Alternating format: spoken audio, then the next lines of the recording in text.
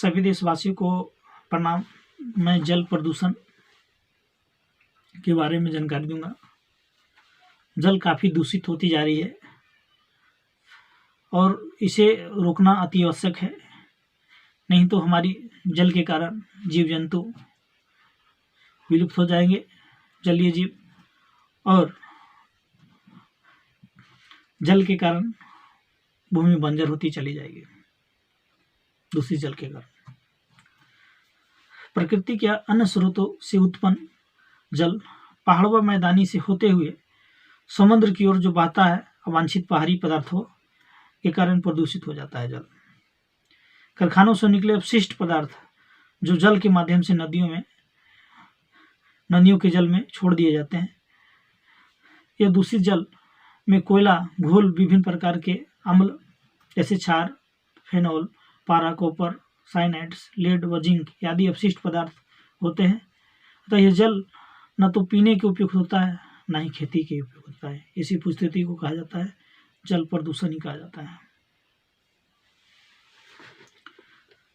नदियों का दूषित हो जाता है, जिससे मल मूत्र, कूड़ा करकट और कारखानों द्वारा उत्पन्न विसर्जित पदार्थ भूमिगत जल के द्वारा नदियों में जाते हैं, जिससे नदियों का जल दूषित हो जाता है।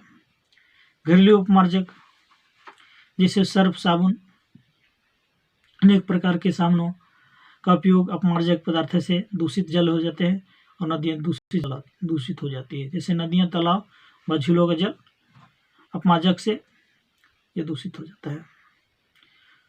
समुद्र के प्रदूषण का मुख्य स्रोत है जहाजों से बहने वाला तेल, ग्रीस तथा पेट्रोलियम उत्पाद, डिटर्जेंट, बाहित मल तथा कूड़ा कचरा, डिओड्रेन्ट अपशिष्ट पदार्थ से यह समुद्र में दूषित हो जाता है। जल प्रदूषण रोकना अति आवश्यक है, नहीं तो भूमि बंजर हो सकती है।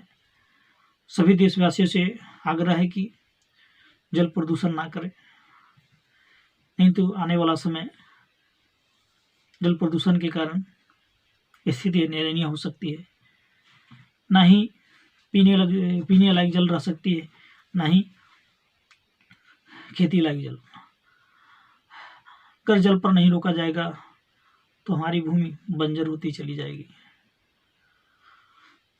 तो सभी देशवासियों से अनुरोध है कि जल को में कूड़ा करकट ना डालें, विषैले पदार्थ नहीं डालें। अतः सभी से अनुरोध है कि जल को स्वच्छ रखने का प्रयास करें सभी मिलकर। सभी देशवासियों को जल प्रदूषण की जानकारी के लिए जय हिंद, जय भारत।